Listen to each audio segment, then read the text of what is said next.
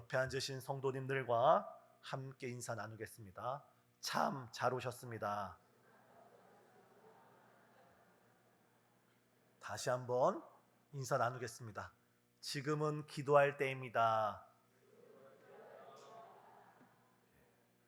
지금은 기도할 때인 줄 믿습니다. 지금 우리나라가 어떤 상황 가운데 있습니까? 성경은 때를 알라라고 말씀하고 있습니다.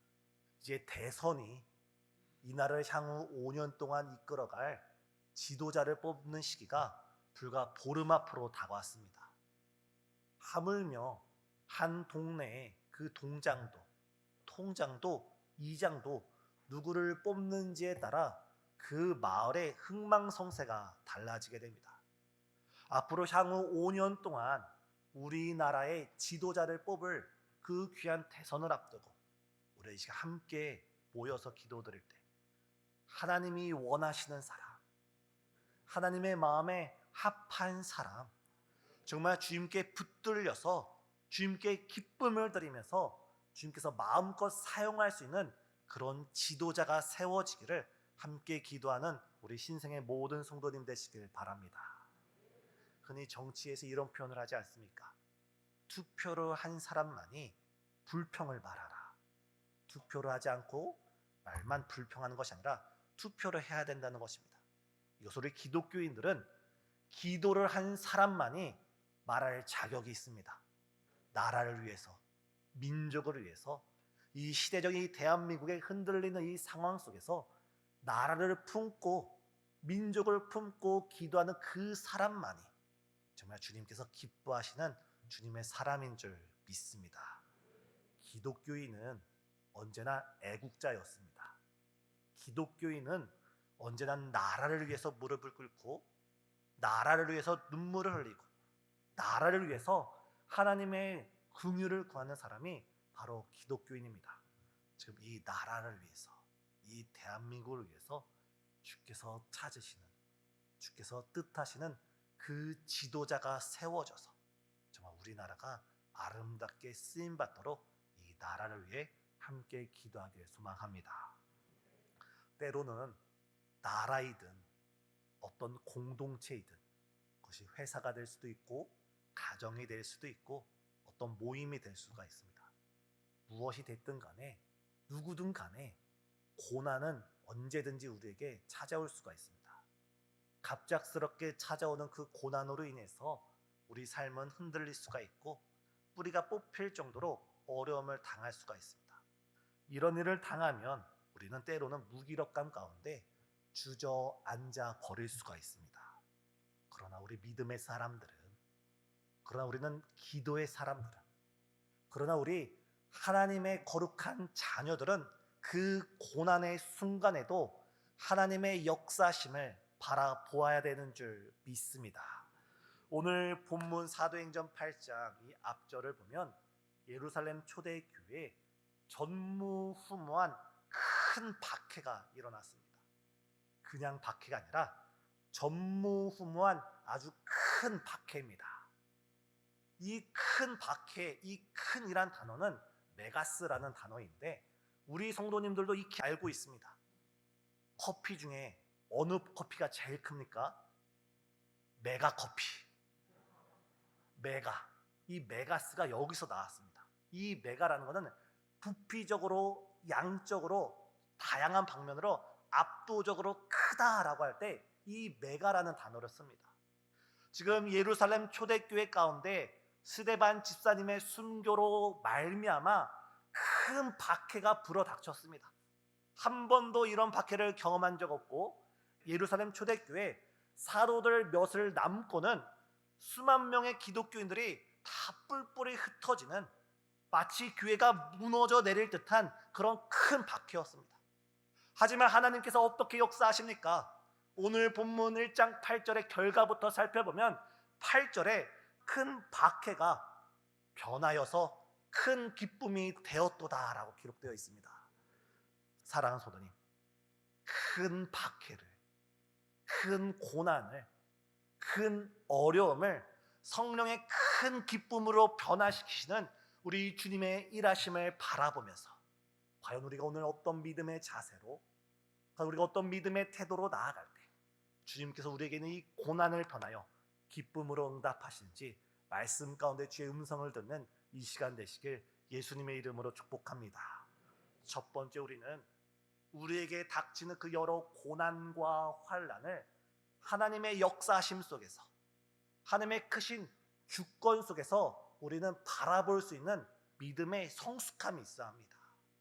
지금 내가 겪는 이 일이 단순히 우연히 겪는 것이 아니라 이유는 알 수 없어도, 뜻은 알 수 없어도, 나는 알지 못하지만 내 생각보다 크신 하나님의 거룩한 뜻이 있다고 믿음으로써 이 고난과 이 박해와 혹은 어려움을 하나님의 다스리심과 주권 속에서 바라볼 때 우리는 비로소 하나님의 일하심을 고백할 수가 있습니다.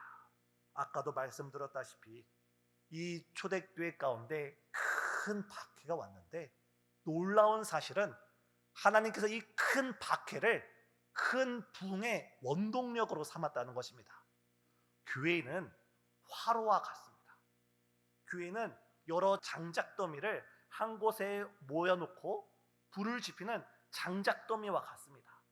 우리 성도님들께서 캠프파이어 할 때 화로를 준비하고 여러 나무 장작을 패서 놓은 다음에 불을 붙였습니다. 어느 개구쟁이가 막대기를 가지고 와서 그 장작더미를 때린다고 생각해 봅시다. 그 장작더미를 치면 칠수록 그 장작더미에서 활활활 타오르는 불꽃은 더욱더 사방팔방으로 퍼져나갈 수밖에 없습니다. 더군다나 강한 바람이 불면 더 멀리 퍼져나갑니다.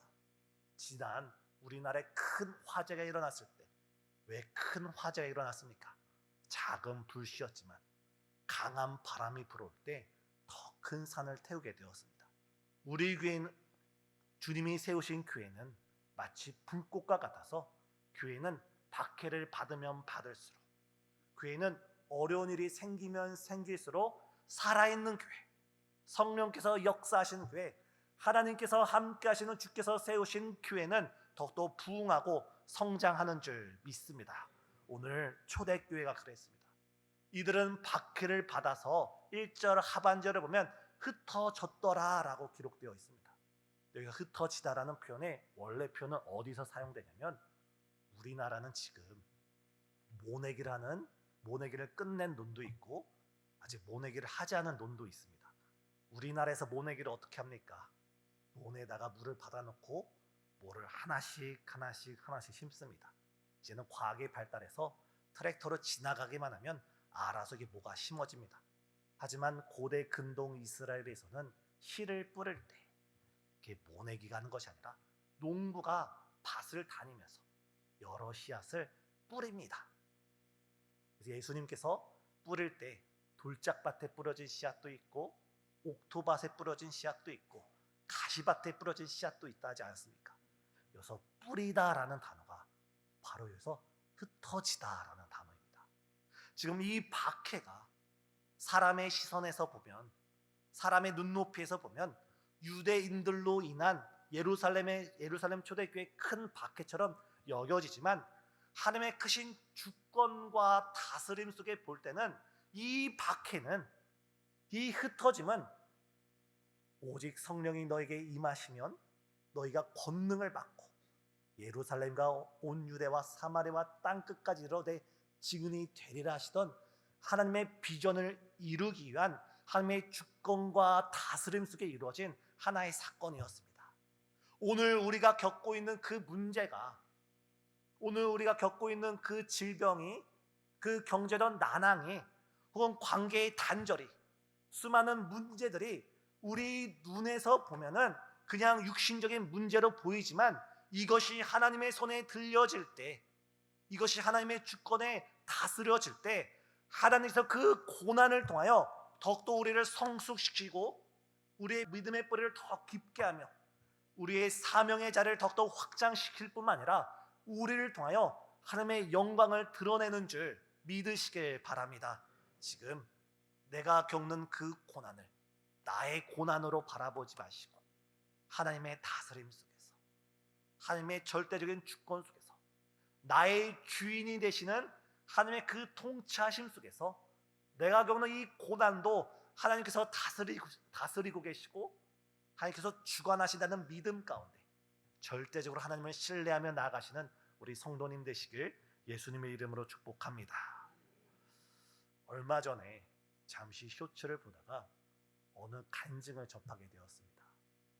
지금은 성년이 되고 또한 유명한 파워 인스타 운영하는 사람으로서 정말 이름만 대면 알 사람인데, 그분이 목회자의 딸이었다고 합니다. 아버지가 어려서부터 반듯한 직장을 다니시다가 갑자기 자신이 초등학생 됐을 때 목회의 소명을 받아서 그 가정이 개척을 했다고 합니다. 근데 문제는 개척을 했는데 재정이 없는 겁니다. 어머니의 주머니가 비어 있는 겁니다. 문제였던 것은 자기와 자기 동생이 학교를 마치고 하교를 할 때 동생이 어머니한테 엄마 나 저기는 김밥이 먹고 싶어. 저기는 김밥이 먹고 싶어.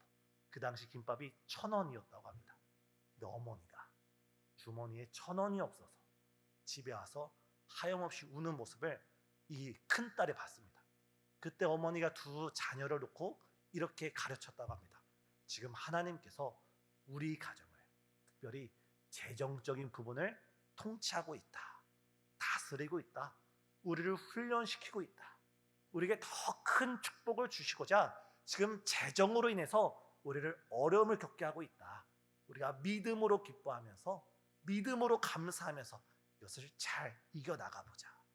그때부터 그 사람은 자신의 인생에 어려움이 찾아올 때마다 하나님이 나를 더 크게 축복하시려고, 하나님께서 나를 더 크게 사용하시려고 나를 훈련하고 있구나라는 믿음으로 하루하루를 살아간다 합니다. 사랑하는 성도님, 하나님께서 초대교회를 예루살렘 그 작은 지역교회로 머물지 않고 전 세계로 뻗어나가는 복음의 교회로 사용하시기 위하여 이 박해를 통하여 하나님의 뜻을 이루시고 있습니다. 오늘 우리가 헤아리지 있지 못하고 우리 머리로 다 이해되지 않을지라도 우리의 고난 가운데 우리와 함께 하시고 고난 가운데 주의 역사를 이루어 가시는 하나님의 통치, 하나님의 다스림을 바라보는 저와 우리 성도님 되시길 예수님의 이름으로 축복합니다. 따라서 우리는 오늘 하루를 살아도 우리는 하나님 나라를 꿈꾸며 살아야 합니다. 우리는 똑같은 오늘 하루를 살아도 우리의 정체성을 잃어버리지 않고 나는 하나님의 백성이다. 나는 하나님의 자녀이다. 나는 하나님께서 세운 하나님의 사명자라는 영적인 정체성을 늘 간직하는 저와 우리 성도님 되시길 바랍니다. 어느 한 회사에서 외국으로 3명의 사람을 1년 동안 파견을 보냈습니다.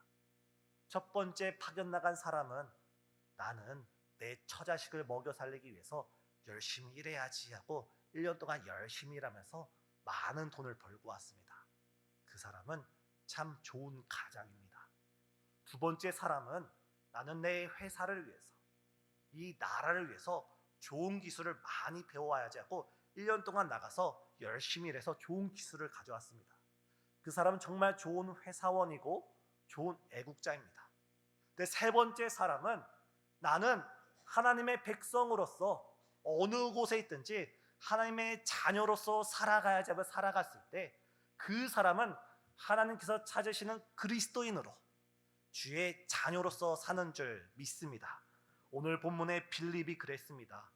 그는 흩어지는 가운데 사마리아 지역으로 들어가게 되었습니다. 자신의 생명을 지키기 위해 사마리아 성으로 도망쳐 들어가지만 이 빌립 지사님은 도망치는 가운데도 자신의 정체성을 잃어버리지 않았습니다. 나는 하나님의 백성이고 하나님의 자녀고 하나님의 사명자라는 정체성을 잃어버리지 않고 본문 5절을 보면 빌립이 사마리 성에 내려가서 흩어지는 가운데 내려가면서 그 사마리아 성에서 복음을 전파했다라고 말씀하고 있습니다. 오늘 하루 아침부터 지금 이 시간까지 우리 성도님들께서 살아온 그 걸음걸음 가운데 과연 무엇을 마음에 품고 살아오셨나요? 우리 가정을 위해 살아오는 것도 참 귀중하고 회사와 직장을 위해 살아오는 것도 참으로 귀중하지만 우리 마음 가운데 나는 하나님의 선택받은 사명자다. 나는 하나님께서 사용하시는 하나님의 일꾼이다. 나는 성령 하나님께서 내주하시는 거룩한 하나님의 성전이다 생각하면서 우리가 한 걸음 한 걸음 주와 함께 동행하며 살아갈 때 주님께서 우리를 통하여 하나님의 꿈을 이루시는 줄 믿습니다. 예, 빌립이 어떻게 했습니까? 바로 그 사마리아 성에 복음을 전파할 때 6절에 무리가 그 빌립의 말을 듣고 행하는 표적을 보고 한 마음으로 그가 하는 말을 따라 순종할 때 바로 그 사마리아 성에서 복음의 역사가 불을 듯 일어난 줄 믿습니다. 사랑하는 성도님, 이 사마리아 지역은 어떤 지역입니까? 유대인들이 외면하는 지역, 유대인들이 가지 않는 지역, 마치 그 땅은 버림받은 지역이라 여겨지면서 제자들조차도 그 사마리아 지역을 외면하던 그 지역에 오늘 본문의 빌립 집사님은 자신이 하나님의 자녀라는 하나님의 사명자라는 그 정체성을 가지고 주의 성령의 이끌림을 따라 그 사마리아 성에 들어가서 복음을 증거할 때 바로 이 사마리아 성에서 하나님의 나라가 확장되어 나가는 주의 몸된 교회들이 세워져 나가는 모습을 우리는 볼 수 있습니다. 한 사람의 믿음의 순종이, 한 사람의 믿음의 걸음이 그 사마리아 성 가운데 있는 수많은 영혼들을 구원하는 귀한 통로가 되었습니다. 오늘 하나님께서 바로 그 한 사람을 우리로 삼길 원하시는 줄 믿습니다. 우리가 오늘 말씀을 따라 빌립 지사님처럼 나의 삶이 하나님의 주권 가운데, 하나님의 통치 가운데 있음을 바라보시고 또한 나의 믿음의 순종으로 나의 영적인 정체성을 지키는 그 믿음의 발걸음으로 하나님께서 우리 가정을, 우리가 살아가는 모든 환경을 주께서 주의 복음으로써 변화시켜 주실 줄 믿습니다. 그리할 때 바로 큰 박해가 오늘 본문 8절에 가면 그 빌립을 통하여 역사하시는 하나님의 은혜로 인하여서 그 성에 큰 기쁨이 충만하였도다라고 기록되어 있습니다. 사랑하는 성도님, 지금 우리가 가지고 있는 그 어려움, 그 문제 하나님의 절대 주권에 맡기시고 오늘 하루를 순종하며 살아가면서 주의 기쁨에 강권되어지는 우리 성도님 되시길 예수님의 이름으로 축복합니다. 기도하시겠습니다. 사랑과 은혜가 충만하신 하나님, 우리의 삶이 주님의 전능자의 오른손에 붙들렸고 우리의 삶이 하나님의 다스림 속에 있음을 우리가 고백하게 하여 주시옵소서. 지금 내가 겪는 고난, 지금 내가 겪는 어려움, 지금 내가 당하는 이 모든 환난이 하나님께서 우리를 더 크게 사용하시고자, 하나님께서 우리를 더 크게 붙드시고자 주께서 허락하신 시험인 줄 알고 이 훈련 과정에서 믿음으로 승리할 수 있는 우리 신생의 모든 성도님 될 수 있도록 역사하여 주시옵소서. 주님, 빌립이 주의 말씀을 전할 때 병든 자가 치유되고 귀신이 떠나가며 많은 영혼이 주 앞에 돌아온 것처럼 이 시간 우리가 주의 말씀에 의지하여 주 앞에 나아갈 때 이 시간 문제가 응답되고 질병이 치유되고 우리 마음 가운데 성령의 기쁨이 충만케 되어지는 이 시간 될 수 있도록 주여 은혜 베풀어 주시옵소서. 예수님의 이름으로 기도드리옵나이다. 아멘.